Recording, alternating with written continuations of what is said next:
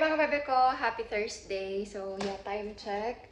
It's 12:54 na ng hapon. Ngayon lang ako magbablog kasi of course, wala. May sakit na naman ang person. But, yeah, push!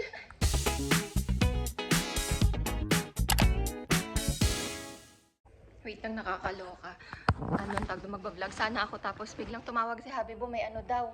Delivery sa labas nag-aantay.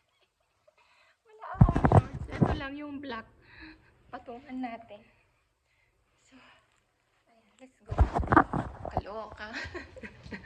So, ayan, nakuha ko na siya. Hindi ko alam, siguro diving items to from AliExpress. We'll see. Well, siya naman nakakaalam ng mga pinamimili niya ng person na to. Actually, inutusan ko siya mga bebe ko kasi last night I'm not feeling well.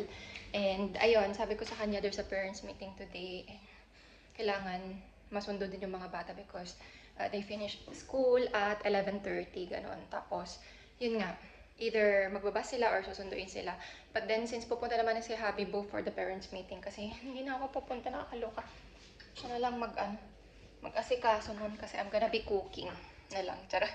Nagpahinga na lang ako kaninang umaga, hindi na ako pumunta sa hospital. I was hoping na babalik ako sa doktor to, have my self-check kasi nag-bleeding ako kagabi.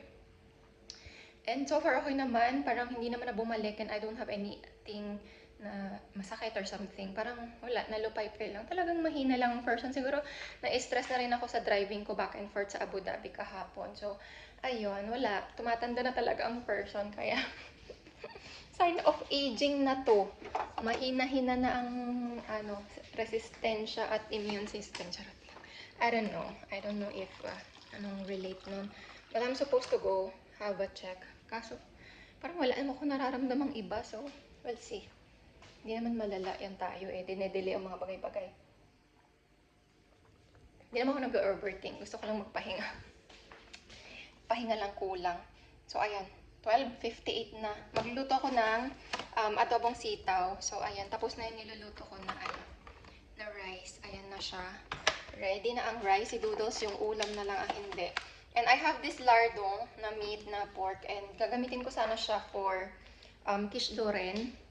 Kaso mahal ng konti cheese. Parang 55. Yung ganun yung pie square. Sabi ko hindi na lang.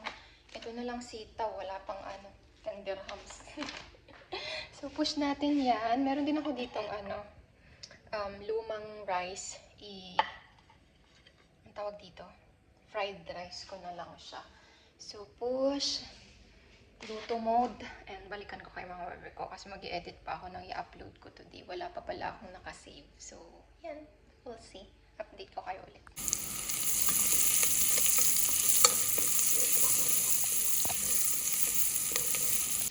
Ang bango. Yun palang sapat na. Kailangan natin ng soy sauce. Tapos oyster sauce. Medyo maayos-ayos.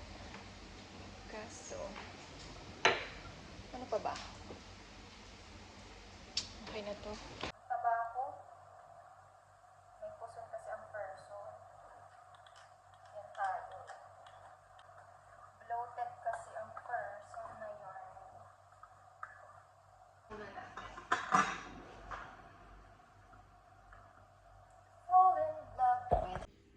Ayan guys, luto na.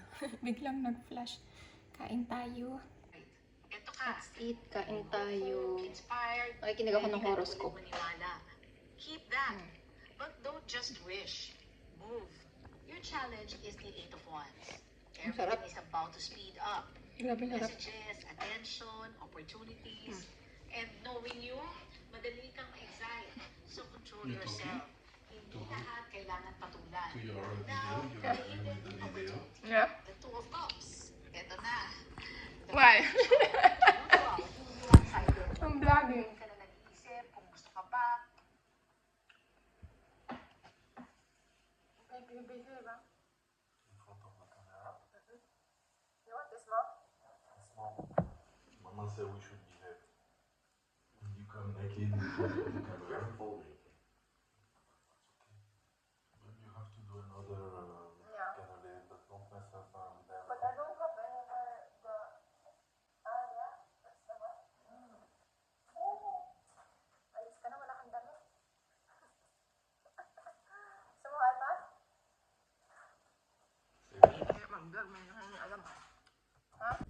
mga bebe ko, good evening. Time check, it's alas 8 na ng gabi. Wait, hindi kita. Basta gano'n, nandun maliit. So, ayan, nanonood kasi ako ngayon ng mga kadramahan. Yung mga AI style na mga drama. So, 1 hour and 15 minutes to.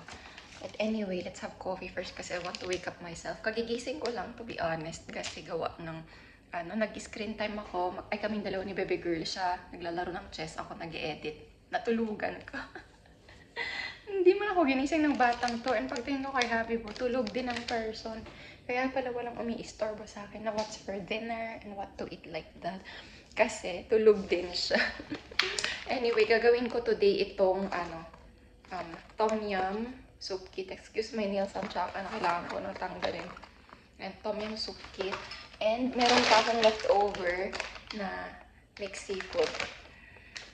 May dagat. Parang yung buhok ko. Alam mo, simula nagdagat ako, parang na siya, frizzy yung style niya ba? Anyway, kailangan na niya ng hot oil. But first, coffee tayo. Tapos, start na magluto. Mabilis lang naman ang tom yum. Tapos, meron ako dito.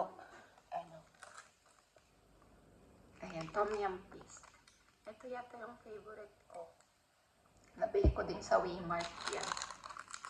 Kape muna pang pagising, nakakaloka, alas 8.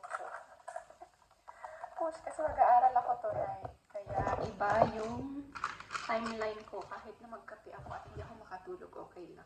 Bukas na lang ulit ako matutulog kasi Friday and next week off ng mga kididodos gawa ng Eid. So, ayun, mahaba-habang bakasyon. Let's see. Ayun, cheers!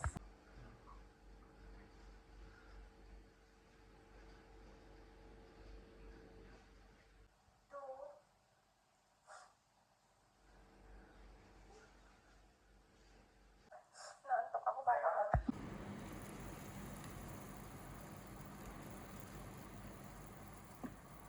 Aral mode hanggang magsama mga bebe. Tapos mamaya maliligo na ako.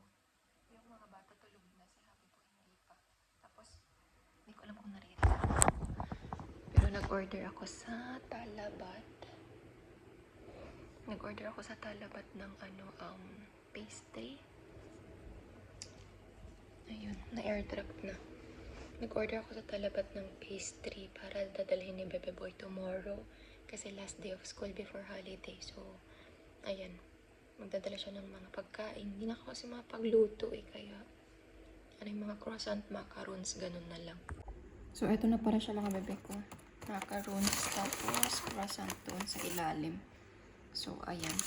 Dadalhin niya to lahat bukas para sa kanilang Eid party.